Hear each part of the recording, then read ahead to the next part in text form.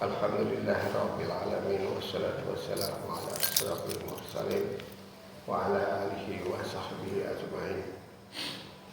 Bapak-bapak, ibu-ibu jamaah Masjid Al-Muslimun yang dirahmati Allah, seperti biasanya Rabu subuh dan Jumat subuh kami membacakan buku fatwa-fatwa tarjih tanya jawab agama yang pada saat ini giliran saya dengan judul masalah ayat Al-Quran dan hadis, dan saya memilih subjudul 4 Wahyu dan Hadis Qudsi. Pertanyaannya, apakah al-hadis itu wahyu dan apakah yang dimaksud dengan hadis qudsi?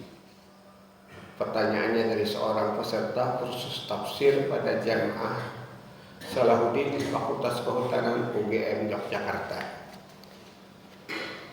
Jawabannya, wahyu ada dua, yakni wahyu yang matlu dan ghairu matlu. Yang matlu itu Al-Quran, sedang yang ghairu matlu itu hadis dalam arti khusus. Ayat 3 dan 4 surah An-Najm menunjukkan hal itu. Adapun hadis qudsi ialah firman Allah yang disampaikan Nabi kepada umatnya dengan ucapan Nabi bahwa Allah telah berfirman demikian. Bedanya dengan Al-Quran bahwa Al-Quran diriwayatkan secara mutawatir, sedangkan hadis qudsi tidak. Ayat Al-Quran dinyatakan sejak semula bahwa itu ayat untuk dicatat, sedangkan hadis qudsi tidak. Beralih, karena pendek sekali, beralih ke subjudul 5, As-Sunnah, Al-Hadis, Al-Asar, dan Al-Akhbar. Ini istilah-istilahnya. Pertanyaannya, mohon dijelaskan mengenai beberapa istilah yang saya kurang jelas memahaminya, yakni istilah-istilah As-Sunnah, Al-Hadis, Al-Asar, Al-Akhbar. Pertanyaannya dari salah seorang jamaah Salahuddin Fakultas Kehutanan UGM Yogyakarta.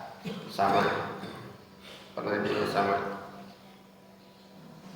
Jawabnya, karena yang ditanya arti istilah, baiklah di sini diberikan pengertian istilah-istilah tersebut sebagai berikut. A. Arti as-sunnah menurut ahli hadis, as-sunnah berarti segala yang disandarkan pada Nabi SAW, baik berupa perkataan, perbuatan maupun takrir, ketentuan. Takrir atau ketentuan serta sifat dan kelakuan baik sebelum maupun sesudah diangkat menjadi rasul.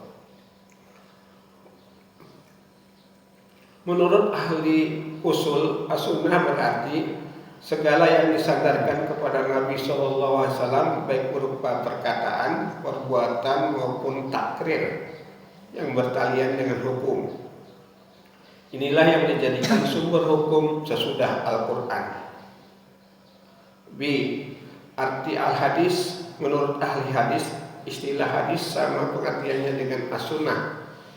Ahli usul mengartikan hadis sebagai sumber hukum sama dengan as-sunnah. Dalam penggunaan kedua istilah tersebut, ahli usul banyak menggunakan al-hadis. Kemudian C. Arti al-asar. Umumnya fuqaha mengartikan al-asar pada perkataan sahabat dan tabi'in atau perbuatan sahabat, seperti mengucap taqabbalallahu minna wa minkum pada hari raya Idul Fitri. Memang banyak pendapat tentang kata asar ini, tetapi itulah yang masyhur. Yang keempat, maksud saya, arti kata al-akhbar. Menurut ahli hadis, kata akhbar ini digunakan untuk pengertian warta yang datang dari Nabi, sahabat maupun tabi'in, dan atas dasar ini maka hadis ada yang marfu artinya sampai kepada Nabi, ada yang mauquf hanya sampai kepada sahabat, sedang yang maktu yang hanya sampai kepada tabi'in.